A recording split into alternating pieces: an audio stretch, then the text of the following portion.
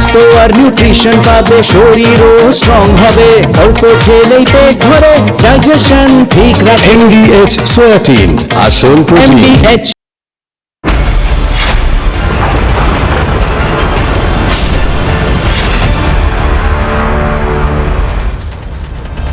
নমস্কার, জয় ভারত। শুরু করছি কিশলয়ের অগ্নিবাণ। আজকে আপনাদের সঙ্গে রয়েছি আমি সৃজিতা কিশলয়ের অগ্নিবাণে।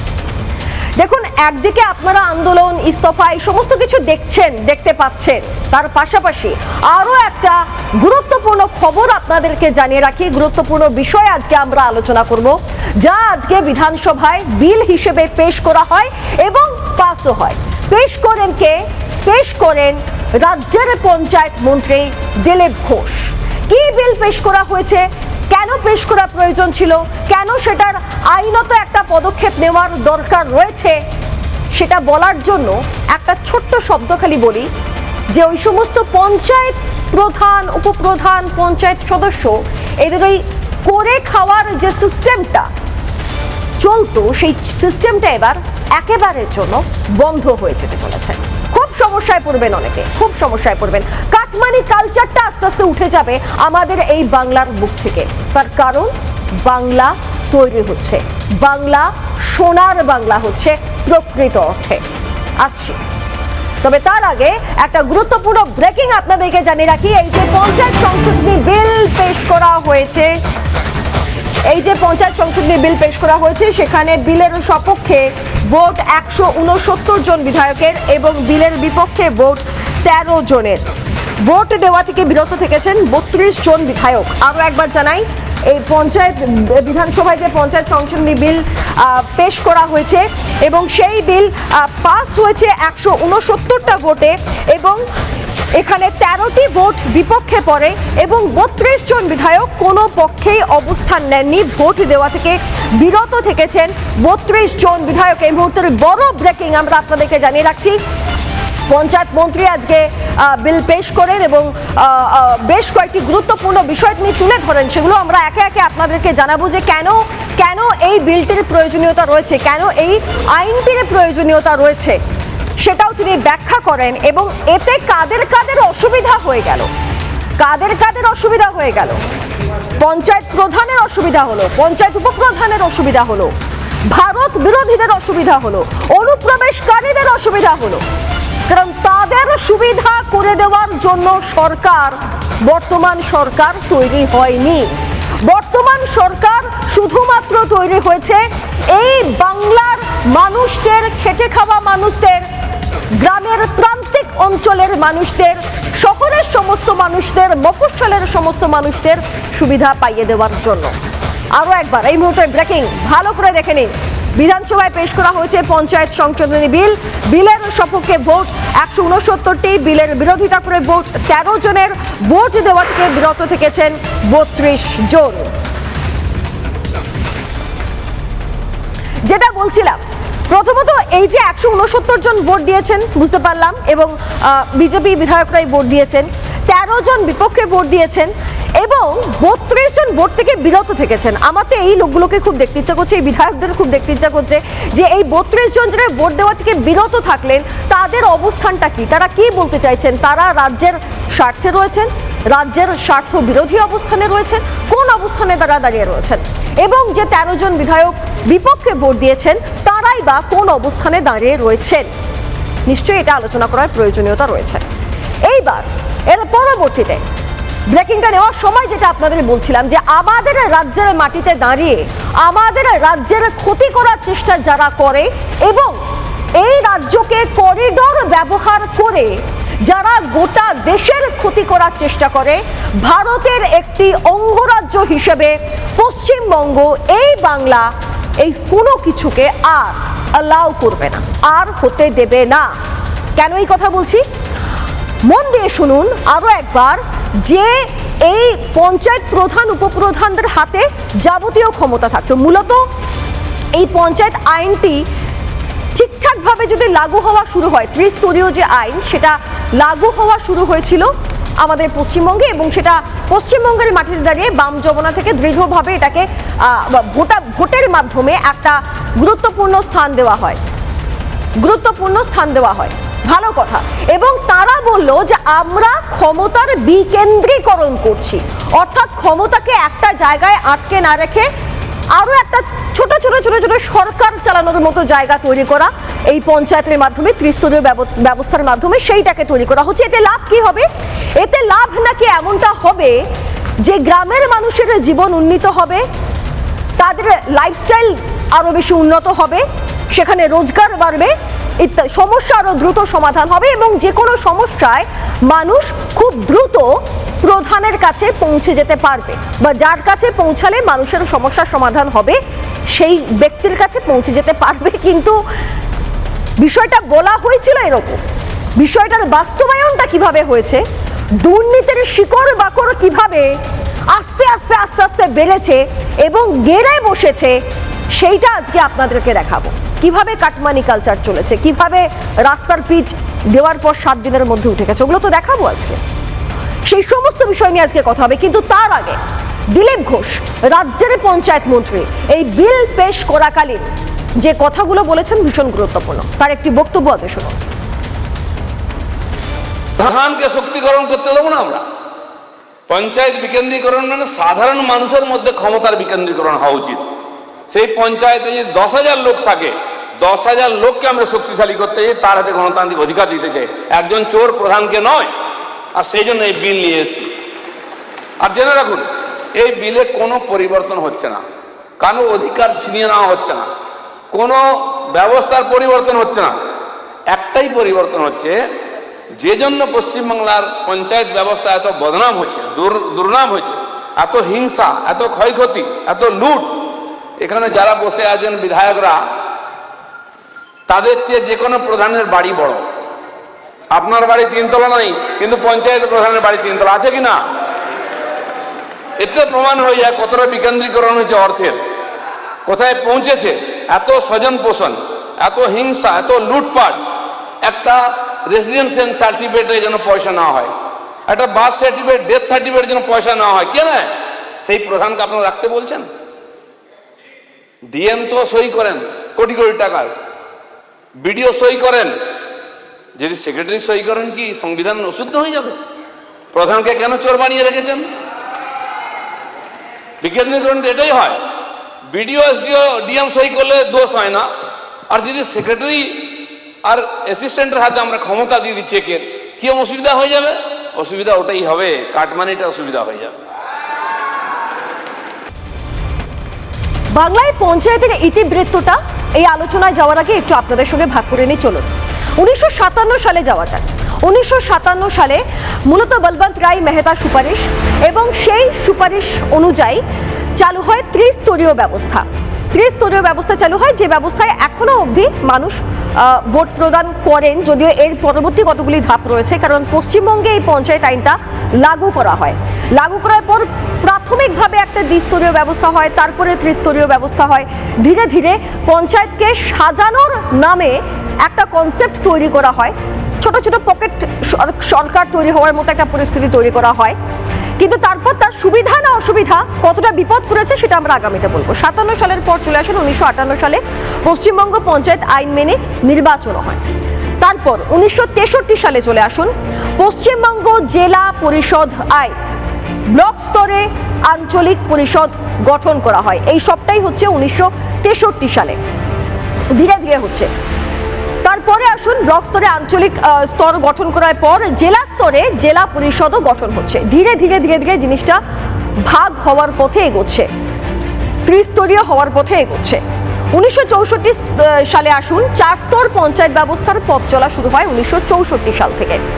গ্রাম পঞ্চায়েত, অঞ্চল পঞ্চায়েত, ত্রিস্তর পঞ্চায়েতের প্রথম নির্বাচনটা, তারও পরে হচ্ছে অঞ্চল পরিষদ, জেলা পরিষদ। এই 4টে ভাগ ছিল, গ্রাম পঞ্চায়েত, অঞ্চল পঞ্চায়েত, অঞ্চল পরিষদ, জেলা পরিষদ, এই 4টে ভাগ ছিল। এইবার চলে আসুন 1978-এ, তখন বাম আমল চলে এসছে এই পশ্চিমবাংলার মাটিতে। পশ্চিমবঙ্গে ত্রিস্তরীয় পঞ্চায়েতের পথ চলা শুরু এবং ত্রিস্তরীয় পঞ্চায়েতের প্রথম নির্বাচন হয়। এই হচ্ছে গোটা বাংলায় পঞ্চায়েতের ছোট্ট যদি একটা ইতিবৃত্ত, মোটামুটি যদি কিছুটা বোঝানো যায়, সেটা আমরা আপনাদেরকে বুঝিয়ে দিলাম এই এই এই গ্রাফিক্যাল প্রেজেন্টেশনের মাধ্যমে। আচ্ছা, এই মুহূর্তে আমাদের সঙ্গে স্বাস্থ্য প্রতিমন্ত্রী সুমনা সরকার রয়েছেন। আপনাকে স্বাগত রিপাবলিক বাংলায়। এবং আজকে স্বাস্থ্য প্রতিমন্ত্রী আমাদের সঙ্গে কেন রয়েছেন, কারণ সুমনা দেবী এই পঞ্চায়েতের খোল নলচেটা খুব ভালো করে দেখেছেন। এখানে কি কি সমস্যা হয় সেটা তিনি খুব মাফ করবেন ভালো করে দেখেছেন, তাই আজকে তাকে আমার খুব প্রয়োজন। সুমনাদি, আপনাকে রিপাবলিক বাংলায় স্বাগত। এবং আজকে যে বিলটি পেশ হলো, আমি আপনার কাছে রাজ্যের সেই সমস্ত সাধারণ প্রান্তিক মানুষদের হয়ে প্রশ্ন করতে চাই যে এই বিল পেশ হওয়ার পর, এটি আইনে পরিণত হওয়ার পর ওই প্রান্তিক মানুষগুলো কিছু বেশি সুবিধা পাবেন, কিছু কি সুবিধা পাবেন? একদম একদম বেশি সুবিধা পাবে। দেখুন, ত্রিস্তরীয় পঞ্চায়েত ব্যবস্থা, যেটা পঞ্চায়েত সমিতি, জেলা পরিষদ, এই যে প্রধান, এই যে পঞ্চায়েত সমিতির সভাপতি, জেলা পরিষদের সভাধিপতি, এই যে ব্যাপারগুলো না এত বেশি নিজেদের মধ্যে, এত বেশি নিজেদেরকে প্রধানমন্ত্রীর থেকেও বেশি মনে করেন, যে তারপরে তারা যখন ওই চেয়ারগুলোতে বসেন ওই প্রান্তিক মানুষগুলোর কথা তারা ভুলে যান। আর আজকে প্রশাসনিক ভাবে আজকে যেটা বিধানসভায় যেটা হলো, সত্যি ধন্যবাদ জানাবো বর্তমান বাংলার মুখ্যমন্ত্রী শুভেন্দু অধিকারী মহাশয়কে এবং পঞ্চায়েত মন্ত্রী দিলীপ ঘোষ মহাশয়কে, তার কারণ এটা খুব দরকার ছিল। এখন পঞ্চায়েত প্রধানরা এত বেশি দুর্নীতিগ্রস্ত, প্রত্যেকটা পঞ্চায়েতে তারা কেউ ভয়ে পঞ্চায়েতেই আসছে না। মানুষকে আমরা পরিষেবা দেব কিভাবে? ত্রিস্তরীয় পঞ্চায়েত ব্যবস্থার মূল ভিত্তি হচ্ছে গ্রামগঞ্জ, গ্রাম বাংলা, পাড়া। সেই পাড়ার সমস্যাগুলো আমরা মেটাবো কি করে? রাস্তাঘাট, পানীয় জল, ট্রেন থেকে শুরু করে নানান রকম মানুষের সমস্যা, সেই সমস্যাগুলো কিছুতেই মেটানো যাচ্ছে না। সেখানে পঞ্চায়েত সুমনাদি, এই যে আপনি বলছেন যে প্রধানের থেকেও কেউ কেউ নিজেকে বেশি মনে করতে শুরু করেছিল, এবং যে মানুষের যে বেসিক প্রবলেমগুলো, জলের সমস্যা, রাস্তার সমস্যা, এই সমস্যাগুলো সমাধান করা যাচ্ছিল না, কিন্তু করা যাবে না কেন? এই কারণেই তো ত্রিস্তরীয় পঞ্চায়েত ব্যবস্থা শুরু হয়েছিল, এই কারণেই তো দায়িত্ব দেওয়া হয়েছিল। কেন না, আমি বলছি এটা এই কারণেই করা যাচ্ছিল না। তারা নিজেদের মতো করে, নিজের পছন্দ মতো, সে যেখানে জিতেছে সে নিজের বুথে কাজ করবে। অন্য আমি একটা প্রধান, আমাকে বুঝতে হবে, আমি যখন একটা অঞ্চলের যখন মাথায় বসবো, প্রধান যখন হব, তখন আমাকে সবার কথা ভাবতে হবে। আমি যদি ভাবি যে আমি ওই 600-700 বা 1200 ভোটারের আমি প্রধান হচ্ছি, সেক্ষেত্রে তো হবে না। সে নিজের বুথের বাইরে যেতে পারছে না, সে নিজের বুথকে নিয়ে পরিচালনা করছে। সেক্ষেত্রে প্রতিটা মানুষ আজকে তারা কেউ পরিষেবা পাচ্ছে না। আজকে এই কারণে আজকে যেটা হয়েছে, আমার দৃঢ় বিশ্বাস যে বাংলার প্রান্তিক মানুষগুলো সহজেই তারা তাদের পরিষেবাগুলো পাবে। নাগরিক পরিষেবা যেটা বোঝায় সেটা তারা পাবে, এবং প্রত্যেকে সরকারি লোকের কাছে সহজে যেতে পারবে, সমস্যাগুলো শুনতে পারবে। আমি একটা প্রশ্ন করি, সত্যি কি পঞ্চায়েত স্তরে বা বিভিন্ন গ্রামাঞ্চলে টেন্ডার নিয়ে দুর্নীতি হয়েছে, কাটমানি খাওয়া হয়েছে, রাস্তা করতে গিয়ে কাটমানি নেওয়া হয়েছে? প্রত্যেকটা পঞ্চায়েতগুলোতে আমি বলছি, প্রত্যেকটা পঞ্চায়েতে টেন্ডার, পঞ্চায়েত বলে নয়, পঞ্চায়েত সমিতি, জেলা পরিষদ, এগুলোকে আমরা বলবো যে আমরা বর্তমান সরকার, পশ্চিমবঙ্গ সরকার, সকলের, আমাদের সকলের, আপনার আমার সরকার, সকলের সরকার, সেই সরকারের কাছে আবেদন করে প্রত্যেকটা পঞ্চায়েত সমিতি, জেলা পরিষদের স্পেশাল অডিট করা হয়। দেখতে পাবেন তাদের কিভাবে সেখান থেকে কাটমানি, কষান মানি তারা খেয়েছে। জেলা পরিষদ দিয়ে আমি অভিজ্ঞতা থেকে বলি, বিগত দিনে জেলা পরিষদের একটা ভাগ হতো, একটা কন্ট্রাক্টর অ্যাসোসিয়েশন আছে, সেই অ্যাসোসিয়েশনের মাধ্যম দিয়ে প্রত্যেকের পকেটে সেই টাকা যেত, নেতাদের পকেটে টাকা যেত। এইগুলোর বিরুদ্ধে রুখে দিতাম আমরা, আমি দেখেছি সেগুলো। আমি চাই এগুলোর একটা বিহিত হোক। এই যে কষান মানিগুলোর না, এই যে পকেটে মানি যাওয়া, এইগুলো বন্ধ হোক, যাতে মানুষ পরিষেবা পাক, এবং যে কাজটা হবে সেটা যেন একদম সুন্দরভাবে পিসফুলি কাজ হোক সেখানে। এই ব্যাপারগুলো হচ্ছে না, এগুলো খুব সমস্যা। আজকে যেটা হয়েছে এটা বাংলার জন্য অত্যন্ত মঙ্গল, প্রান্তিক মানুষগুলোর জন্য ভীষণ মঙ্গল হয়েছে। মানুষ পরিষেবা পাবে, আমরা মানুষকে নাগরিক পরিষেবা দিতে চাই, মানুষকে পরিষেবা দিতে চাই। একদম আপনাকে সত্যি কথা বলছি এটা। বেশ, ধন্যবাদ সুমনাদি আমাদের সঙ্গে থাকার জন্য। আমরা স্বাস্থ্য প্রতিমন্ত্রীর সঙ্গে কথা বলছিলাম, এবং তিনি যে কথাগুলো বললেন, তিনি কিন্তু ওই জায়গায় থেকে ওই সমস্যাটাকে নিজে চোখে দেখে তারপরে এই কথাগুলো বলছেন, যে নিজের বুথের বাইরে কেউ কাজ করছে না, অথবা নেতাদের পকেটে টাকা যাচ্ছে, তারা বড় বড় বাড়ি বানিয়ে ফেলছেন, বড় লোক হয়ে যাচ্ছেন। কোনো একটা টেন্ডার নিলে কেউ একটা কাজ করলে এক তো নির্দিষ্ট ব্যক্তি কেন্দ্রিক হয়ে যেত সেটা প্রথমত, এবং টাকা আমার পকেটে বেশি ঢুকছে, বাকি যেটুকুনি ছুটকো ছাটকা পড়ে থাকবে ওইটুকু দিয়ে তুমি রাস্তা বানিয়ে দাও ভাই, ওটুকু দিয়ে তুমি রাস্তা বানিয়ে দাও। তারপরে সেই রাস্তা টিকলো না টিকলো, ভেঙে গেল, বর্ষায় ভেসে গেল, তারপরে কোনো প্রসূতি চিকিৎসা করাতে গিয়ে হাসপাতাল অবধি পৌঁছতে পারলো না, কোনো অন্তঃসত্ত্বার মৃত্যু হলো, হবে আমার ঘরে তো টাকা ঢুকে গেছে। এই সমস্যা মানে দুর্নীতি তো রয়েছেই, এবং তারপর ওই ভুয়ো জন্ম শংসাপত্র বানানো, এটা তো মানে আরো সাংঘাতিক। তবে এই গ্রাফিক্যাল প্রেজেন্টেশন আরো একটা আমি দেখাতে চাই আপনাদের, যে কিভাবে পঞ্চায়েত আইনের বদলের মাধ্যমে কিছু সুবিধা মানুষকে পাইয়ে দেওয়া যেতে পারে এবং কি কি বদল হচ্ছে চলুন আমরা এক নজরে দেখি। প্রশাসনিক এবং আর্থিক কাঠামোয় বদল আনা হয়েছে। এক, এরপর প্রধানের হাতে কোনো আর্থিক ক্ষমতা থাকবে না, খুব বড় পয়েন্ট। প্রধান এসে সাইন করে দিল, কাটমানিটা পকেটে ঢুকে নিল, ওসব আর চলবে না, বস দিন চলে গেছে। চেকে সই করবেন কেবলমাত্র সরকারি আধিকারিকরা। চেকে সই করার অধিকার থাকবে কেবলমাত্র দায়িত্বপ্রাপ্ত সরকারি আধিকারিকের কাছে, আর কারোর কাছে অধিকার থাকবে না। কাজেই সেখান থেকে টাকা সরিয়ে নেওয়ার রাস্তাটা একেবারে বন্ধ।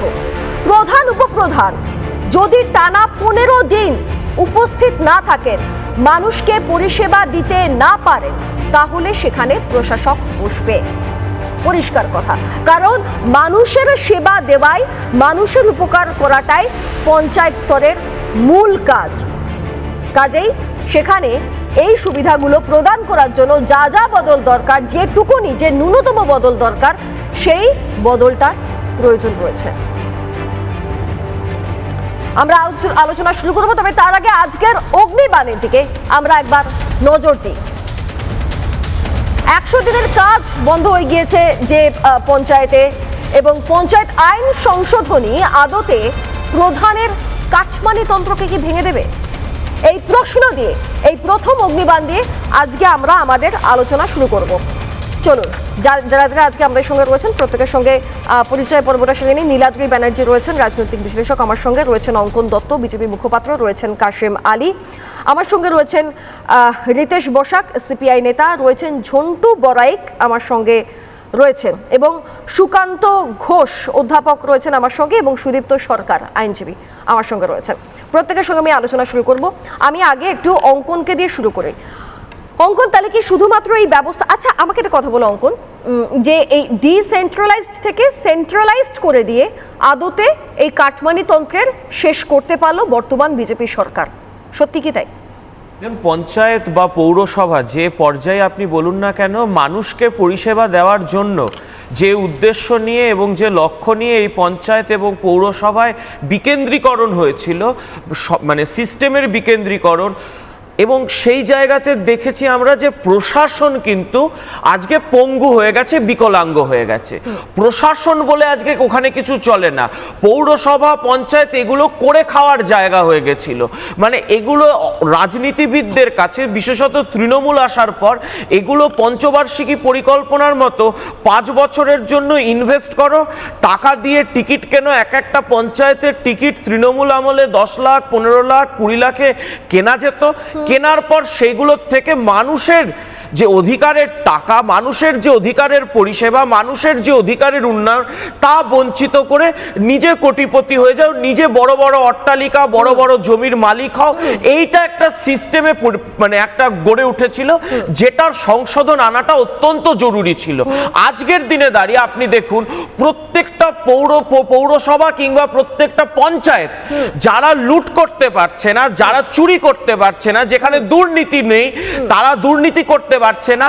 তৃণমূলের পঞ্চায়েত মেম্বার বলুন আর তৃণমূলের কাউন্সিলর বলুন, সে সবাই ঘরে ঢুকে গেছে, না হলে কেউ ইস্তফা দিচ্ছে, না হলে কেউ মানে মাসের পর মাস, 4ঠা মের পর থেকে সবাই পৌরসভার পঞ্চায়েতগুলো মনে হচ্ছে যেন হুইল চেয়ারে বসে পড়েছে। আমি শুধু একটা পরিসংখ্যান বলছি, যে আমরা যখন গেছিলাম বরানগর পৌরসভায়, 32,000 অন্নপূর্ণা যোজনার ফাইল, তাদের আবেদনপত্র এইরকম দিস্তা পড়েছিল। পৌরসভাটা এখনো বেঁচে আছে, কিন্তু কোনো কর্পোরেশন মানে কোনো চেয়ারম্যান, কোনো কাউন্সিলর কিছু কাজ করছে না। এই যে কাজ করব না, কারণ কি কাটমানি নিতে পারবো না, লুট করতে পারবো না, তাই কাজ করব না, এটার থেকে সরানো প্রয়োজন ছিল। ঐতিহাসিক সিদ্ধান্ত বর্তমান বিজেপি সরকার গ্রহণ করেছে মানুষের স্বার্থে। বেশ বুঝলাম। এবং সত্যি কথা বলতে অঙ্কন যে পয়েন্টগুলো বললো এটা বাস্তব, তার কারণ বিভিন্ন গ্রামীণ এলাকাতেও এটা হয়েছে যে বহু মানুষ যারা হয়তো অন্নপূর্ণা ভান্ডারের অর্থটা পাওয়ার যোগ্য, মানে এই প্রকল্পের আওতায় আসারও যোগ্য, কিন্তু তারা তাদের পরিষেবাটা পাচ্ছেন না, তার কারণ শুধুমাত্র ঠিকঠাক কাজ হচ্ছে না বলে। আমি একবার সুদীপ্ত সরকার রয়েছেন, আমি তার কাছে একবার যাই। সুদীপ্তবাবু, তৃণমূল আমলটা জুড়ে আমরা একটা পঞ্চায়েত ভোটের সময় দেখেছি যে কিভাবে রক্ত ঝরেছে আমরা দেখেছি, এবং ওটা ভোট হতো না, ভোটের নামে রঙ্গ হতো, সেটাও একবার মানুষকে মনে করিয়ে দিতে হয়। সেই ছবিটার কথা মনে করে, যেখানে দেখতে পাওয়া যাচ্ছে যে এরকম বাক্স করে মানুষ ভোট দিয়েছে, সেই বাক্স নিয়ে দৌড়ে পালিয়ে যাচ্ছে একজন। এই ছবি তো আমরা দেখেছি। কাটমানি নেওয়ার কালচার তো চলেছে এখানে। দেখুন, শুধু তৃণমূল আমল বললে হবে না। 2000 সালে সিপিএম থাকাকালীন সবথেকে বেশি রক্তক্ষয় হয়েছিল, যার জন্য বুদ্ধদেব বাবুও উদ্বেগ জানিয়েছিল এই ব্যাপারে। কিন্তু এইটা ঘটনা, আজকের দিন এটা একান্ত সত্য যে বামপন্থীরা কিন্তু এই বেঙ্গলে আর ত্রিপুরাতে একটা পঞ্চায়েত সিস্টেম চালু করে, যেখানে সিম্বল এবং পলিটিক্যাল রেকগনাইজেশন ইউজ হয়, যেটা কিন্তু দেশের অন্যান্য প্রান্তে হয় না। দেশের অন্যান্য রাজনৈতিক পরিচয়টাকে জাহির করা হয়েছে, আপনি এটা বলছেন? হ্যাঁ, পঞ্চায়েত ইলেকশনটা টোটালি একটা লোকাল ইলেকশন হিসেবে কন্ডাক্ট হয়, এবং যারা জেতে তারা এটা তাদের যে জনপ্রতিনিধি আছে সেই অঞ্চলের এবং অ্যাডমিনিস্ট্রেশনের সাথে মানুষের স্বার্থে কাজ করে। কিন্তু এটাকে পুরো পলিটিসাইজ এবং স্ট্রেংথ দেখাবার, গ্রাসরুট লেভেলে স্ট্রেংথ দেখাবার অস্ত্র তৈরি করে ফেললো বামপন্থী তাদের এই নীতি উল্টো পাল্টা, মানে একটা নন প্রোগ্রেসিভ নীতির দ্বারায়। এটাকে যে মানুষের কাজে লাগানোর জায়গায় তাদের পলিটিক্যাল স্ট্রেংথ কে দেখাবার জন্য এইটাকে, অর্থাৎ আপনি বলতে চাইছেন বামেরা নিজেদের শক্তি প্রদর্শন করতে চাইলো এবং তৃণমূল এসে কাটমানি কালচারটাকে তৈরি করলো, কাটমানি কালচারটাকে বাড়িয়ে দিল। এই কালচারটা এটাই হলো, তোমরা দুই মিলে এই করেছেন। হতে এমন জায়গায় হয়ে গেছে যে সরকার 11 সালে চলে গিয়েছে, তারপরে আপনারা কি করলেন? না, ওই কালচারটা খুব খারাপ ছিল, আপনারা মানছেন যে তাহলে পঞ্চায়েতে আপনারা সংশোধন আনতে পারতেন। সংশোধনীটা আনেননি কেন? 15 বছর সময় কি করছিলেন? তখনটা লুট। দেখুন, একটা কথা আপনাকে পরিষ্কার বলছি, মমতা বন্দ্যোপাধ্যায়, দেখুন আমি এখন তো বর্তমানে আমি তো সক্রিয়ভাবে করার না কারণ হচ্ছে যে মমতা বন্দ্যোপাধ্যায়কে বাংলার মানুষ চয়েস করেছিল সিপিএম এর বিরুদ্ধে লড়াই করার জন্য, এবং আমরা সকলে কিন্তু মমতা বন্দ্যোপাধ্যায়কে ঠিকই চয়েস করেছিলাম, উনি সিপিএম কে হাঁটাতে পেরেছিল। কিন্তু ওনার চয়েসে যে নেতৃত্বগুলো বাংলায় তৈরি হলো, তার প্রতিফল তো আমরা বিধানসভার সব জায়গায় দেখতেই পাচ্ছি। তো আপনি বলছেন মমতা বন্দ্যোপাধ্যায় ঠিক ছিলেন, কিন্তু তার নেতৃত্বটা ভুল ছিল। মানে মমতা বন্দ্যোপাধ্যায় ঠিক ছিলেন, বাকিরা ভুল ছিলেন। আপনি কি মমতা বন্দ্যোপাধ্যায় তৃণমূলে রয়েছে? সেটা সবার চোখের সামনে ফেলিওর। আজকে আমি তো বলছি, এটা অস্বীকার করার জায়গা নেই। তো আমি আপনাদের বহুদিন ধরে বলে যাচ্ছি, 2-3 বছর ধরে, যে যেখানে আজকে দাঁড়িয়ে মমতা বন্দ্যোপাধ্যায় ফেলিওর হয়ে গেল, তার যে চয়েস, তার প্রতিনিধি যাদেরকে বানালো, সেটা তো চোখের সামনে বাংলার মানুষের চলে এসেছে, আর এটা তো ফেলিওর। তার তো সব থেকে বড় ফেলিওর এই জায়গায়, মানুষ তাকে চয়েস করলো। চৌঠা মেতে রেজাল্টটা না ঘুরলে এই জাগরণ আসতো না। যাই হোক, আমি আসছি। না, আপনি একটা জিনিস ভুল করছেন। আজকে এখানে কিন্তু যেই জাগরণের কথা বলছেন, জাগরণটা এসছে বলেই চৌতামের রেজাল্টটা ঘুরেছে।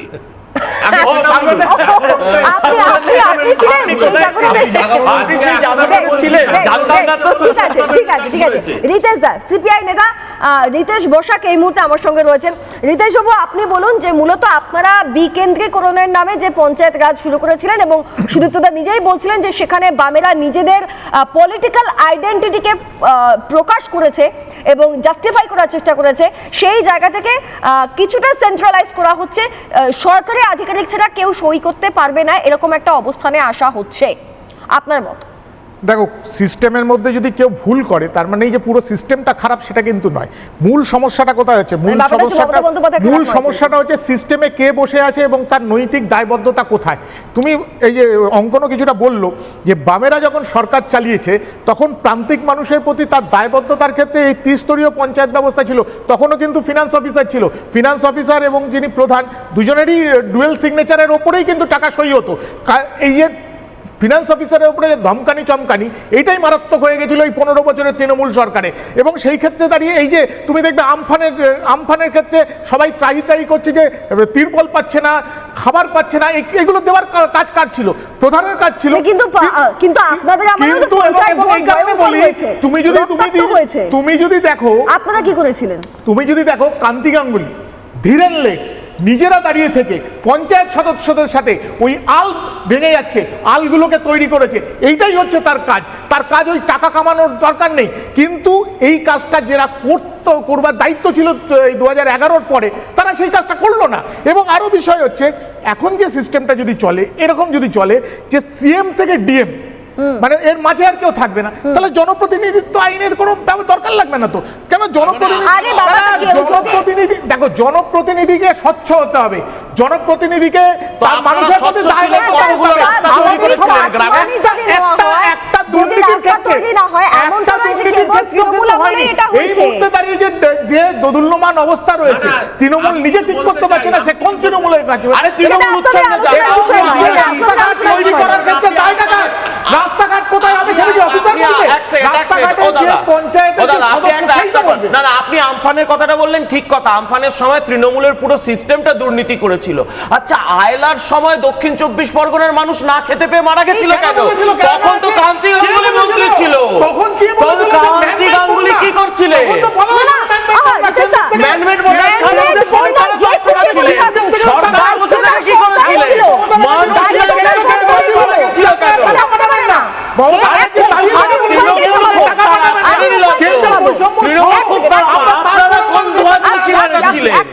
আমার কথা হচ্ছে যে কে ম্যানমেড বন্যা বললো, তা দিয়ে তো সরকারের দায়িত্ব, সেই সময় যারা ক্ষমতায় রয়েছেন তাদের দায়িত্বকে এড়িয়ে যাওয়া যায় না। যে মানুষগুলো মারা গেছেন তাদের দায়িত্বকে এড়িয়ে যাওয়া যায় না। তাহলে আজকে যা হচ্ছে কি হচ্ছে, সেই সময় পঞ্চায়েত মানুষকে পরিষেবা দিতে পারেননি। আপনাদের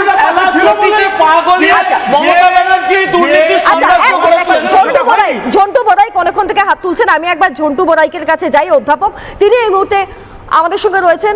আচ্ছা, বিধায়ক অরিজিৎ বক্সি, দমদম বিধায়ক অরিজিৎ বক্সি, তিনিও আমাদের সঙ্গে রয়েছেন। অরিজিৎ বাবু, আমি যাচ্ছি আপনার কাছে, আমি একবার ঝন্টুদার কাছে যাই। ঝন্টুদা, আজকে যে ছবিটা আমরা দেখতে পেলাম যে আর কাটমানি কালচার চলবে না, এবং আরেকটা গুরুত্বপূর্ণ বিষয় যেটা আমরা আলোচনার মাধ্যমে হারিয়ে ফেলছি, সেটা হচ্ছে যে এই যে ভুয়ো জন্ম শংসাপত্র দিয়ে দেওয়া, কাদের কাদের জন্ম শংসাপত্র দিয়ে দেওয়া হচ্ছে, তারা আদৌ আমাদের রাজ্যের বা দেশের বাসিন্দা কিনা আমরা বুঝতে পারছি না। মৃত্যু শংসাপত্র পেতে টাকা নিচ্ছে, এই কালচারগুলোও কিন্তু বন্ধ হচ্ছে, কারণ বিপদ এখান থেকেই শুরু হয়।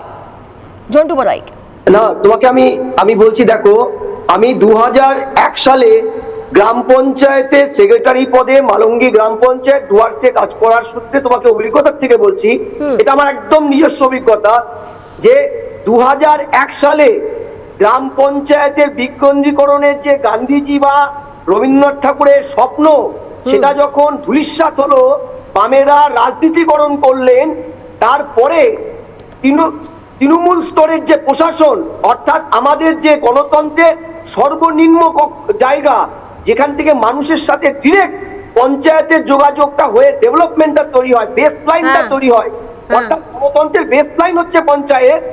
ওটা হচ্ছে একটা ছোট miniature form of the government. সেখানে বামেদের সময় ভয়ানক দুর্নীতি বাসা বেঁধেছিল, কারণ তারা কিন্তু তৃণমূলের মতনই পঞ্চায়েতে হোটেল এককভাবে লুট করে ক্ষমতায় আসীন হয়েছিল, কারণ ট্রেজারির দেনটা ছিল পঞ্চায়েতের দপ্তর, অর্থাৎ টাকার খনি, হীরার খনি।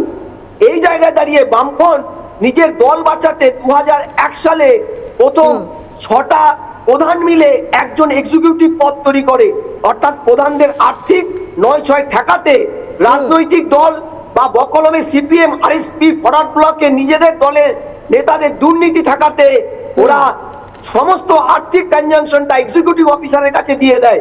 অর্থাৎ গ্রাম পঞ্চায়েতে যে সকল কর্মী গ্র্যাজুয়েট, তাদের প্রমোশন দিয়ে এক্সিকিউটিভ করা হয়। এই শর্তটা অনেকেই জানে না, সিপিএম যারা বলছে তারা ভুল বলছে। দ্বিতীয়, আজকে যে নতুন সরকার একটা নবদিগন্ত খুলে দিল, যে নবদিগন্তটা 15 বছরে ডেভেলপমেন্টের নামে গ্রাসরুট লেভেলের গভর্নমেন্টকে 9-6 করে একদম কোনো আমি তথ্য ঝন্টুদা থাকে? আসছি আপনার কাছে। অ্যাকচুয়ালি জিজ্ঞেস আজকের যে পদক্ষেপটা নেওয়া হলো, এটা যে কতগুলো বিপদ থেকে বাঁচিয়ে দিল এবং কত মানুষের উপকার করলো, এটা আমি খালি একটু মনে করে দিতে চাই যে কিছুদিন আগে এই জন্ম শংসাপত্র, মৃত্যু শংসাপত্র নিয়ে গোটা জেলায় জেলায় পুলিশ তল্লাশি চালিয়েছে এবং এক্ষেত্রেও আপনাদেরকে জানিয়ে রাখি, এখানেও কিন্তু অধিকার চলে গেছে সরকারি আধিকারিকদের কাছে, যে তারাই একমাত্র সাইনটা করতে পারবেন, তারাই এই সমস্ত শংসাপত্র দিতে পারবেন, আর এখানে কোনো অনুপ্রবেশকারীর জায়গা থাকবে না, এক। এবং দুই, আরে ভাই, একটা প্রধানমন্ত্রী সড়ক যোজনা হচ্ছে, একটা আবাস যোজনা হচ্ছে, সেখানে ম্যাক্সিমাম টাকাটা আসছে কেন্দ্র থেকে, বাকি টাকা আসছে রাজ্য থেকে, আর এই গোটা টাকাটার একটা অসৎ ব্যবহার হচ্ছে বিভিন্ন পঞ্চায়েত এলাকাতে দিনের পর দিন, ত্রিস্তরীয় এলাকাতেই দিনের পর দিন অসৎ ব্যবহার হয়েছে। এরা বড়লোক হয়েছে, রাস্তা যেমন ছিল তেমন রয়ে গেছে। তাহলে আপনারা বলুন যে কেন গোটা বিষয়টাকে সেন্ট্রালাইজড করা হবে না? এটাই তো সব থেকে বড় প্রশ্ন। অরিজিৎ বক্সি দমদম থেকে এই মুহূর্তে আমাদের সঙ্গে রয়েছেন। অরিজিৎ বাবু, আপনাকে স্বাগত রিপাবলিক বাংলায়। এবং আজকে পঞ্চায়েত মন্ত্রীর যে পদক্ষেপ, যে বিল পেশ করে এবং পাস হয়েছে, আপনিও নিশ্চয়ই সাইন করেছেন। আমি খালি আপনাদের থেকে জানতে চাই যে আমাদের রাজ্যের মানুষের সুরক্ষিত হওয়া এবং তাদের বেসিক নিডগুলোকে মানুষের কাছ অব্দি পৌঁছিয়ে দেওয়া, এই সুবিধাটা কি তৈরি হবে?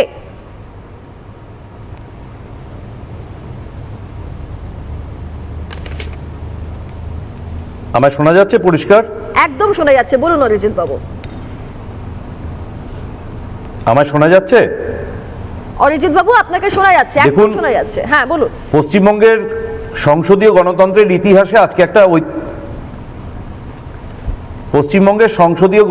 ইতিহাসে আজকে একটা ঐতিহাসিক দিন। আমরা বারে বারে ভারতীয় জনতা পার্টি যে স্বচ্ছ দুর্নীতিমুক্ত প্রশাসনের কথা বলেছি মানুষের সামনে, মানুষ যে কথা শুনে, যে সংকল্প শুনে আমাদের দায়িত্বে এনেছে, সেই সংকল্প প্রতিষ্ঠার দিকে আজকে আমরা একটা বড় পদক্ষেপ নিলাম।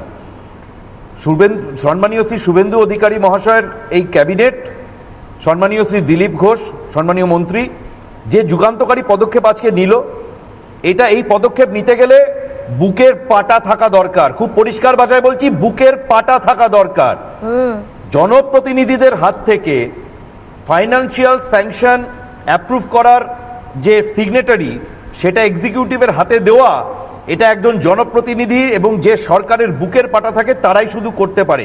বারে বারে আমাদের ফ্লোরে আমরা দেখেছি, বিশেষত এই বিধানসভা নির্বাচনের পরে, যে বিভিন্ন পঞ্চায়েত, পৌরসভা, কর্পোরেশনের যারা তথাকথিত জনপ্রতিনিধি, অর্থাৎ ভোট লুট করে তৃণমূল জমানায় যারা জনপ্রতিনিধি গায়ের জোরে হয়েছিল, তারা কিন্তু হাইবারনেশন অর্থাৎ শীত ঘুমে চলে গেছে। মানুষের ন্যূনতম পরিষেবা দেওয়ার কাজে তাদের রাস্তায় দেখতে পাওয়া যায়নি। তাদের মানুষের সুখে দুঃখে বিপদে আপদ থেকে তারা নিজেদের হাত গুটিয়ে নিয়েছে। কারণ কি? কারণ প্রশাসন যেহেতু হাতে নেই, কাটমানির সোর্স হাতে নেই, তাই মানুষের পাশে দাঁড়াবার তাদের আর কোনো আগ্রহ নেই। সেই জায়গা থেকে আজকে আমাদের সম্মানীয় পঞ্চায়েত মন্ত্রী দিলীপ দা খুব পরিষ্কারভাবে সদনে দাঁড়িয়ে বলেছেন যে এই যে অর্থকরী বিষয়টার যে সিগনেটারি, এটার একটা পার্মানেন্ট সলিউশন হওয়া দরকার। আজকে প্রধানের ইচ্ছা হলো তিনি 30 দিন আসবেন না, উপপ্রধানের ইচ্ছা হলো তিনি পরিবার নিয়ে বেড়াতে চলে যাবেন, আর সাধারণ মানুষগুলো, খেটে খাওয়া মানুষগুলো, প্রান্তিক মানুষগুলো পরিষেবা থেকে বঞ্চিত হবে। এটা হতে দেওয়া যায় না। আর দেখুন, এটা তো নতুন কিছু নয়। আমি যদি আমাদের রাজ্যের উদাহরণ টেনেই বলি, লক্ষ লক্ষ কোটি কোটি টাকার বাজেট পাস করছে, তার পলিসি ফ্রেমিং কে করছেন? সম্মানীয় অর্থমন্ত্রী করছেন। তিনি কি এই পলিসি ফ্রেমিং হয়ে যাওয়ার পর, বাজেট পাস করার পর সমস্ত চেকে বসে বসে সই করে টাকা ডিসবার্স করেন? সেটা তো নিশ্চয়ই নয়। জনপ্রতিনিধির কাজ হচ্ছে পলিসি দেওয়া, পলিসি মেকিং এ পার্টিসিপেট করা, মানুষকে পরিষেবা পাইয়ে দেওয়া। একই রকম ভাবে আপনি যদি আমাদের কথাই, বিধায়কদের কথাই ধরেন, আমাদের জন্য তো একটা বাজেট অ্যালটেড হয়।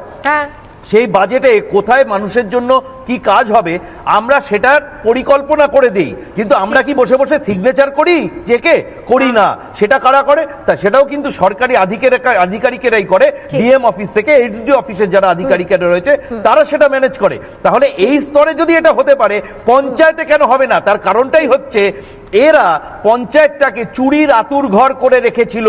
100 টাকা মানুষের জন্য এলে 90 টাকা চুরি করে 10 টাকা বিলিয়ে দিয়ে মানুষকে দিনের পর দিন শোষণ করে গেছে। সরকারি টাকার 9-6 করে কেউ রাজপ্রাসাদ বানিয়েছে। ঠিক একদমই তাই। অরিজিৎ বাবু ঠিক ধন্যবাদ। সেই কারণে হ্যাঁ, আজকের এই যে পদক্ষেপ, এটা যুগান্তকারী পদক্ষেপ, ঐতিহাসিক পদক্ষেপ, এবং পশ্চিমবঙ্গের প্রান্তিক মানুষকে পরিষেবা পৌঁছে দেওয়ার জন্য আমরা যে প্রতিশ্রুতিবদ্ধ, সেটা আমরা যে দায়বদ্ধ, আমরা সেটাই পালন করেছি। আরেকবার প্রমাণিত হয়েছে অন্তত সেটা। এবার এই পদক্ষেপ কতটা মানুষের কাজে লাগে আমাদের সেদিকে নিশ্চয়ই নজর থাকবে। অরিজিৎ বক্সী, ধন্যবাদ আপনাকে আমাদের সঙ্গে থাকার জন্য। বিধায়ক অরিজিৎ বক্সী আমাদের সঙ্গে ছিলেন। এবং এইখানে এই যে আমি বলছিলাম যে লাগাতার গাজোয়ারি হয়েছে, জাস্ট গাজোয়ারি হয়েছে, যা নয় তাই হয়েছে সরকারি অর্থ অপচয় করে। এবং অবাক লাগে ভাবতে যে গত 15 বছর ধরে যে মমতা বন্দ্যোপাধ্যায় সরকার মানে চলেছে আমাদের রাজ্যে, সেখানে কি পঞ্চায়েত মন্ত্রী মানে তৎকালীন পঞ্চায়েত মন্ত্রী, তৎকালীন মুখ্যমন্ত্রী তারা কি সত্যি সত্যি কিচ্ছু জানতে পারেনি, নাকি দেখেও চোখ উল্টে রেখেছে? আরে আমার সরকারের এই টাকা যাচ্ছে, মানুষের টাকা যাচ্ছে, কেন্দ্র থেকে যে টাকা আসছে সেই টাকার অপচয় হচ্ছে, তাহলে কেন সেই বিষয়তে এতদিন অবধি কোনো পদক্ষেপ নেওয়া হয়নি? জানা নেই, সত্যি উত্তর জানা নেই। যাই হোক, সেদিন গেছে, যেদিন গেছে সেদিন গেছে, যা আছে আমরা সেটাকে নিয়ে ভাবো। দিলীপ ঘোষ পঞ্চায়েত মন্ত্রী, তিনি এই কাটমানি কালচার প্রসঙ্গে এবং এই কাটমানি বন্ধ হয়ে যাওয়ার প্রসঙ্গে কি বলেছেন আজকে শুনুন। আমি তো বলবো গব্বরের সেই স্লোগানটা একটু ডায়লগটা পাল্টে দিই, सरदार काटमानी खाया है, सरदार बोलता है अब अंडा खाओ, सरदार काटमानी के बदले अंडा, तो बराबर है ना। তো মাননীয় অধ্যক্ষ জি, আমরা এই সংবিধান সংশোধন আমাদের প্রয়োজন ছিল না, 73 থেকে চলছে। কেন এনেছি আমরা? না, আজকে পশ্চিমবাংলায় যে বিশেষ পরিস্থিতি তৈরি হয়েছে, একটা লোকের রাজনৈতিক অভিসন্ধির জন্য মানুষ একটা ডেথ সার্টিফিকেট পাবে না, রেসিডেন্স সার্টিফিকেট পাবে না, বার্থ সার্টিফিকেট পাবে না, বাড়ির শৌচালয়ের টাকা পাবে না, আবাস যোজনার টাকার কিস্তি আটকে যাবে, যে গরিব মানুষগুলো জি রামজিতে কাজ করেছেন তার পেমেন্ট আটকে যাবে সে সই না করলে। এই অনুমতি আমরা দিতে পারি না, সেই ক্ষমতা আমরা ছিনিয়ে নেবই। সেই জন্য আমরা করছি এখানে একজন সেক্রেটারি বা এক্সিকিউটিভ অ্যাসিস্ট্যান্ট সিগনেচার করবেন, কিন্তু অনুমতি দেবেন প্রধান, হিসাব দেখবেন প্রধান, তিনি সেখানে জনতার বৈঠক করবেন, সিদ্ধান্ত নেবেন কোন রাস্তা হবে, সব তিনি করবেন। সইটা এই জন্য করতে দেবো না, কারণ একজন কন্ট্রাক্টরকে 3 বার ঘোরানো হয়, 5% নেবেন না 10%, তারপরে সই করেন। সেই অধিকারটা ছিনিয়ে নিচ্ছি, কাটমানি খাওয়ার অধিকার ছিনিয়ে নিচ্ছি, বাকি সংবিধান যে অধিকার দিয়েছে সেটা ছিনিয়ে নেওয়া হয়নি। একদম পরিষ্কার কথা, একদম ঠিক কথা বলছেন পঞ্চায়েত মন্ত্রী, যে কত টাকা স্যাংশন হবে সেটা প্রধান বসে বসে নিজের পছন্দে সই করবে, তারপরে কিছু টাকা কাটমানিতে যাবে, পরে থাকা টাকা দিয়ে রাস্তা তৈরি হবে বা ইত্যাদি তৈরি হবে, এসব আর চলবে না। সুকান্ত ঘোষ অধ্যাপক, তিনি আমাদের সঙ্গে আজকে রয়েছেন। আমি একবার সুকান্ত বাবুর কাছে যাই। সুকান্ত বাবু, যে পদক্ষেপ আজকে নেওয়া হলো বা এই যে এতদিনের একটা ব্যবস্থাপনা যেটা আমাদের রাজ্যে চালু রয়েছে, ত্রিস্তরীয় পঞ্চায়েত ব্যবস্থা, এবং সেখানের একটা ছোট্ট কিন্তু খুব বড় বদল হলো যে ক্ষমতা আদতে ওই প্রধানদের কাছে আর থাকছে না, সরকারি আধিকারিকরা সই করবেন, তারপর যা ব্যবস্থা নেওয়া হবে। আপনি এটা কিভাবে দেখছেন? দেখো, সংবিধানের 45 নং ধারায় যে পুরো আর্থিক যে ক্ষমতা সিগনেটারি হিসেবে পঞ্চায়েত প্রধান এবং তার অনুপস্থিতিতে উপপ্রধানের ছিল, আজকে কেন তার থেকে এই ক্ষমতাগুলো কেড়ে নেওয়া হচ্ছে? পরিষ্কার বিষয় হচ্ছে ট্রান্সপারেন্সি এবং স্বচ্ছতা রক্ষায়, এবং যে ধরনের দুর্নীতির অভিযোগ পঞ্চায়েতে আমরা পেয়েছি, এবং এই পুরো 5 বছর ধরে যেভাবে ক্ষমতার লোভে কোনো সময় কাটমানি খেয়ে পরে দেখা যায় পঞ্চায়েত ভোটটা প্রহসনে পরিণত হয়, এবং অনেক সময় পঞ্চায়েত প্রধানদের বিরুদ্ধে এই অভিযোগও রয়েছে যে তারা মিটিং ডাকেন না। এখন নতুন সংশোধনীতে কিন্তু পঞ্চায়েত প্রধানরা মিটিং যদি না ডাকেন তাহলে সচিব ডাকতে পারবে। তাহলে কোথাও গিয়ে তৃণমূল স্তরে যে পঞ্চায়েতি ব্যবস্থা একটা রাষ্ট্রের সবচেয়ে বড় জায়গা, সেটাকে শক্তপোক্ত করলো সরকার, এবং কাটমানি থেকে শুরু করে যারা এতদিন বিগত দিনে প্রধান উপপ্রধানরা কাটমানি খেয়ে বড়লোক হয়েছে এবং মোট কথা তারা পরিষেবা দিতে পারেনি, তারা অনুপস্থিত থেকেছে দিনের পর দিন, এবং অনেক জায়গায় 2018 পঞ্চায়েত নির্বাচনের পরে অনেক জায়গায় প্রধান উপপ্রধানদের পাওয়া যায়নি, এবং পঞ্চায়েতে মানে যে জায়গায় বিজেপি জিতেছে সেখানে তাদের চালাতে দেওয়া হয়নি ভোট।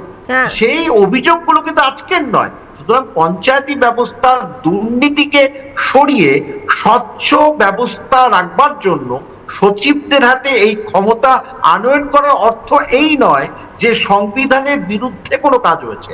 পরিষ্কারভাবে এতদিন ধরে তৃণমূল আমলের যে কাটমানি খেয়েছিল যে প্রধানরা বা উপপ্রধানরা, সেই রাস্তাটা বন্ধ করলেন পঞ্চায়েত মন্ত্রী, এবং এর মাধ্যমে জনগণকে তৃণমূল স্তরে পরিষেবা পৌঁছে দেওয়ার ক্ষেত্রে আরো বেশি ট্রান্সপারেন্সি থাকলো বলে আমি মনে করি। বেশ বেশ সুকান্ত বাবু, আমি একটু কাশিম আলীর কাছে যাই। কাশিম বাবু, আমি তো ভাবছি এত আলোচনার মধ্যে তাদের কথা যে যারা কাটমানি খেয়ে জীবন চালিয়েছে, সংসার চালিয়েছে, অত বড় বড় বাড়ি বানিয়েছে, আমার তো মাথা খারাপ হয়ে যাচ্ছে যে এবার তারা কি করবে।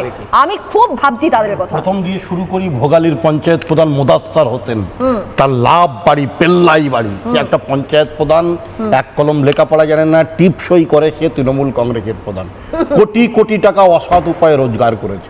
আমরা বিগত পঞ্চায়েত নির্বাচনে দেখেছিলাম পঞ্চায়েতে কি এমন মধু আছে যে 84 জন লোক, বিরোধী দলের কর্মী সমর্থক, শুভনুদ্ধারিয়া পঞ্চায়েত নির্বাচনে খুন হয়ে গেল, রক্তাক্ত হয়ে গেল। মমতা ব্যানার্জির তৃণমূল কংগ্রেস বলল বিরোধী শূন্য চাই, পঞ্চায়েত ব্যবস্থাকে গঠন করতে হবে, মানুষের উন্নয়ন পৌঁছতে হবে, প্রান্তিক মানুষ যেন পঞ্চায়েতে না ভিড় করে, তার সমাধান পাড়ায় পাড়ায় করে দাও। নির্বাচনের আগে মমতা ব্যানার্জি ঘোষণা করলেন দুয়ারে সমাধান, প্রত্যেক বুথে 10 লক্ষ করে টাকা। 10 লক্ষ টাকা, একটা ইঁটও বসেনি, একটা ঢালাইও হয়নি। সেই টাকাগুলো কোথায় গেল? সেই টাকাগুলো কোথায় গেল? আজকে মাননীয় মুখ্যমন্ত্রী শুভেন্দু অধিকারী যে বিধানসভার পবিত্র সদনে দাঁড়িয়ে যে ঐতিহাসিক যুগান্তকারী সিদ্ধান্ত নিয়েছে, আমার মনে হয় একটা ছোড়ো বাঁচতে পারবে না। আজকে ডিম যেমন আমাদের বাংলার সংস্কৃতি নয়, ঠিকই জুতো, ঝাঁটা কিংবা বোতল ছোঁড়াও সাংবাদিকদের উপরে গতকাল কলকাতাতে, সেটাও আমাদের সংস্কৃতি নয়। কিন্তু চোরগুলো যারা পাড়া পরিবর্তন হওয়ার পরে, নির্বাচনে হারার পরে, সেই চোর প্রধানগুলো পঞ্চায়েতে ভয়তে যাচ্ছে না, ডিম থেরাপি খাবে বলে, ডিম খাবে বলে। আজকে যে ঐতিহাসিক রায়, আমি মনে করি এই পঞ্চায়েত প্রধানগুলো কি চুরি করেনি আপনি বলুন তো? কেন্দ্রের প্রধানমন্ত্রীর পায়খানা ঘরের টাকা, সে পায়খানা অব্দি এরা খেয়ে নিয়েছে। প্রধানমন্ত্রী আবাস যোজনা ঘরের টাকা, সেটাও খেয়ে নিয়েছে। এরা চাল চুরি করেছে, ত্রিপল চুরি করেছে, এরা পুকুর চুরি করেছে, পুকুর থেকে মাছ চুরি করেছে। কোনোদিন শুনলে অবাক হবেন না, এরা মায়ের কানের গয়না চুরি করে বেচে দিয়েছে। এই তৃণমূল কংগ্রেস, এই তৃণমূল কংগ্রেসের গতবার আমরা হাবড়া পঞ্চায়েত সমিতি, একটা পয়েন্ট আপনাকে বলে দিই, হাবড়া পঞ্চায়েত সমিতিতে আমরা দেখেছিলাম নির্বাচনের সময় পঞ্চায়েত সমিতির যিনি হবু সব সদস্য হবেন, তিনি ভোট কাউন্টিং হচ্ছে, তিনি হেরে যাচ্ছেন, বিজেপি জিতে যাচ্ছেন, হঠাৎ করে দেখলাম ব্যালট বক্সের থেকে ব্যালট পেপার নিয়ে ব্যালট পেপার গিলে খেয়ে নিচ্ছে। এই তৃণমূল কংগ্রেস, আর কাগজও গিলতে হবে না, আর টাকা পয়সাও কাটমানি নিতে হবে না। কিভাবে আপনাদের চলবে আপনারা বুঝে নিন ভাই। ব্যবস্থার পরিবর্তন হয়ে যাচ্ছে, এই ব্যাপারে আমরা নিশ্চিত। নীলাদ্রিদার সঙ্গে আমার এখনো কথা বলা হয়নি। আমি নীলাদ্রিদা দেখলাম যে 169 জন তারা সপক্ষে ভোট দিয়েছেন, বিপক্ষে 13 জন রয়েছেন। আমার কথা হচ্ছে এই 13 জনটা কারা, যারা চাইছেন যে এখনো এই দুর্নীতিগ্রস্ত পঞ্চায়েতি রাজটা থাকুক, এবং 32 জন কিছুই করেনি। আমার মনে হয় তারা কনফিউজড হয়ে গেছেন, ভাবছেন এই বাবা এবার কি হবে। 13 জন নিঃসন্দেহে ওই কালীঘাট তৃণমূলের লোক, না বা কালীঘাট একেবারে। কিন্তু সেখানে আমার প্রশ্ন এখানে যে 15 বছরে নিশ্চয়ই সৃজিতা একটা প্রধান কেন্দ্রিক দুর্নীতি পঞ্চায়েতে হয়েছে, প্রধানদের যে বারবারন্ত, সেটা দেখে আমরা বুঝেছি। বর্তমান সরকার যেটা করতে পারতেন, হয়তো এই প্রধানদের শাস্তি দিয়ে দায় সেরে ফেলতে পারতেন, কিন্তু তারা উপলব্ধি করেছেন এই প্রধান কেন্দ্রিক দুর্নীতির মূল কারণ 1978 সালে যে পঞ্চায়েত ব্যবস্থা বাম সরকার করেছিল, সেই ব্যবস্থাটা ছিল ভুলে ভরা। এই ব্যবস্থার ফলেই প্রশাসনের রাজনীতিকরণ হয়েছিল, সরকারি আধিকারিকদের হাত থেকে ক্ষমতা কেড়ে নেওয়া হয়েছিল, ফলে রাজ্য সরকার ঠিকভাবে ফাংশন করতে পারছিল না একদিকে, অন্যদিকে গ্রামের সাধারণ মানুষেরা, তারা ধরুন প্রধানমন্ত্রী আবাস যোজনার যদি সুবিধে পেতে হয়, তাদের একটা বিশেষ রাজনৈতিক দলের আনুগত্য দেখাতে হতো, না হলে তারা পেত না। দিলীপ দা ফরচুনেটলি তিনি চাষি পরিবারের ছেলে, সমস্যাটা গ্রাউন্ড লেভেলে বোঝেন। আর শুভেন্দু অধিকারী মুখ্যমন্ত্রী হিসেবে সেই সাহসটা দেখিয়েছেন, আমি তাকে সাধুবাদ জানাবো। তিনি শুধু প্রধানদের শাস্তি না দিয়ে এই সিপিএম এর ব্যবস্থাকে, গলদে ভরা ব্যবস্থাকে পরিবর্তন করার সাহস দেখিয়েছেন। ওই ব্যবস্থার জন্যই আজ পঞ্চায়েতে এত দুর্নীতি। ওই ব্যবস্থা যখন কিছু ভালো আধিকারিক ছিল, ভালো নেতা ছিল, ভালো প্রধান ছিল, ব্যবস্থাটা চলছিল। আমরা হয়তো তার চোখ পাই, যেটা আমাদের সিপিআইএম এর বন্ধু বলছিল। কিন্তু যে মুহূর্তে যেহেতু ব্যবস্থাটার মধ্যে গরমিল ছিল, যে মুহূর্তে একটা সিস্টেমে ওই দক্ষ মানুষগুলো থাকলো না, ব্যবস্থাটা ভেঙে পড়ে। এবং সবথেকে দুর্ভাগ্যের বিষয় যে সাধারণ মানুষগুলো নিরুপায় হয়ে গেল, যাদের জন্য ব্যবস্থা তারা নিরুপায় হয়ে গেল, তারা ধ্বংস হয়ে গেল। এই 100 দিনের কাজ নিয়ে দিলীপ ঘোষ কি বলেছেন একবার শুনুন না। আচ্ছা মাফ করবেন, এর পাশাপাশি আরেকটা শোনাবো, জব কার্ড নিয়ে আরেকটা সমস্যা হয়েছিল, একটু বলি আপনাদেরকে যে জব কার্ড একজন নিয়ে রেখেছে, এই 100 দিনের কাজ যখন জিরামজির আওতায় এনে 125 দিনের কাজ করা হচ্ছে, তার আগের কথা আমি বলছি, জব কার্ডগুলোকে আটকে রেখে দিয়েছে, সেই জব কার্ডগুলোকে ফেরত দিচ্ছে না, মানুষগুলো কাজে যেতে পারছে না। পয়েন্ট হচ্ছে আগেও এই ধরনের ঘটনা ঘটেছে, দেখুন একবার সেই সমস্যাটা। আমি 100 দিনের কাজ করেছি, 100 দিনের কাজ করে টাকা কিছুদিন ধরে পাই নাই, তারপরে শুনলাম নাকি দিদি টাকা ছেড়েছে। জিজ্ঞাসা করলাম এখানে ব্যাংকে যে টাকা আমার কি হলো, ওই টাকা আমার তোমার টাকা অন্য অ্যাকাউন্টে চলে গেছে, অন্য অ্যাকাউন্টে। হ্যাঁ, 100 দিনের টাকা দীর্ঘদিন ধরে বাকি ছিল, 100 দিনের টাকা ছাড়লো, টাকা ছাড়ার পরে অনেকেই টাকা উঠালো, কিন্তু আবার অনেকেই টাকা উঠাতে যাচ্ছে ব্যাংকে, তো দেখছে আমার অ্যাকাউন্ট জিরো। আমার কাছে সময় খুব কম, আমি প্রত্যেকের কাছে একবার করে যাওয়ার চেষ্টা করবো। ইতিহাসদা, সত্যি কথা বলতে বাম আমলের হওয়ার ভুলের মাসুল মানুষ 2026 সাল অব্দি ভুলে গিয়েছে, পরিষ্কার কথা, অন্তত সেই ছবিটা আমরা দেখতে পাচ্ছি। এখানে কারোর কথার মধ্যে কিন্তু এটা এলো না যে বাম আমলের ভুল, এখানে যেটা বলেছে যে তৃণমূল আমল, আমি একটু বলে নি, আমি আমার বলবার সুযোগ দিই, আমার একটু বলেনি যে বাম আমলের থেকে হচ্ছে তৃণমূল আমলে যখন সরকারটা এলো সেই সময় দাঁড়িয়ে দুর্নীতির মাত্রাটা এত বেড়ে গেল, তুমি যদি বিশ্বাস করবে কিনা এখন অব্দি কেস চলছে যেখানে দাঁড়িয়ে বামপন্থীরা জিতেছে পঞ্চায়েতে, কিন্তু বিডিওরা বাধ্য করেছে যে আপনি যদি বাড়ি যেতে চান তাহলে হয় আপনি এই লুজ সার্টিফিকেটটা নিয়ে যান বা নিয়ে যান, এবং আরো কতগুলো কথা বলি যে সিস্টেমের মধ্যে যদি কোনো খারাপ মানুষ থাকে তার মানে কিন্তু সিস্টেমটা খারাপ নয়,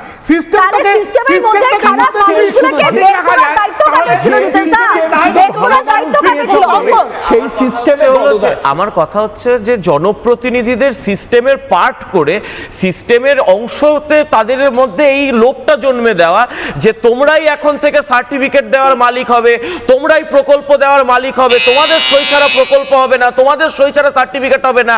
100 দিনের কাজ 125 দিন হওয়ার পর মুর্শিদাবাদে চালু করা যায়নি, কারণ এই সিস্টেমটাই করাপ্ট হয়ে গেছিল, সিস্টেমটার বদল আনা হয়েছে যাতে বিজেপি, তৃণমূল, সিপিএম নির্বিশেষে কোনো পঞ্চায়েত প্রধান কোনো দুর্নীতি না করতে পারে। এটা সংস্কার করার দায়িত্ব, দায়বদ্ধতাটা বিজেপির ছিল, যেটা করে দেখিয়েছে বিজেপি।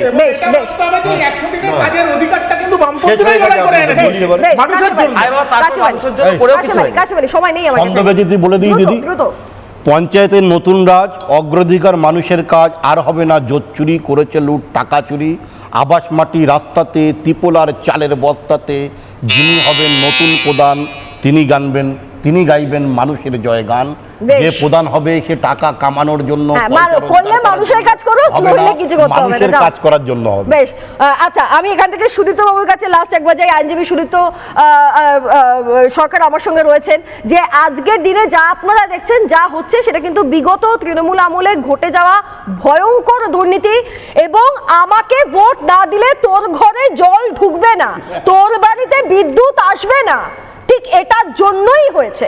সুদীপ্ত বাবু 10 সেকেন্ড।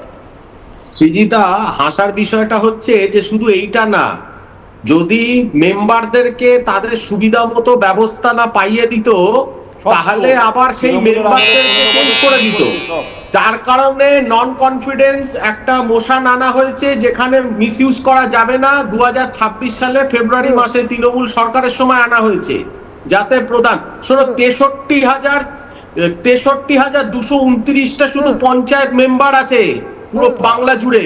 এই এত মানুষের এই লোভের যে আপনি জানেন 2003 সালে পশ্চিমবাংলা পঞ্চায়েতে কত বুথ আছে জানেন? বুদ্ধদেব বাবু বলেছিল আপনার বিরোধীদের কত বুথে তুমি তোমার মানে পঞ্চায়েত প্রার্থী হয়ে এবার আসল প্র্যাকটিক্যালটা বলতে দাও। বেশ, বুঝতে পারছি, আমার কাছে আর সময় নেই, কিন্তু আমার মনে হয় আলোচনাটার প্রয়োজনীয়তাটাও শেষ হয়ে যাচ্ছে, তার কারণ অনেক হয়েছে, আর দরকার নেই, মানুষের সুবিধা সরকার দিয়ে দেবে, নিজস্ব পদ্ধতির মাধ্যমে সরকার দিয়ে দেবে, কারণ ওটাই আসল পারপাস, মানুষের সুবিধা। মানুষকে সুবিধা দেওয়ার নাম করে রাজনীতি করা এবং নির্দিষ্ট রাজনৈতিক দলের শক্তি প্রদর্শন করার জায়গা কোনো পঞ্চায়েত এলাকা, কোনো গ্রাম পঞ্চায়েত এলাকা হতে পারে না। আজকে আলোচনা এখানেই শেষ করছি, দেখতে থাকুন রিপাবলিক বাংলা। Thank you.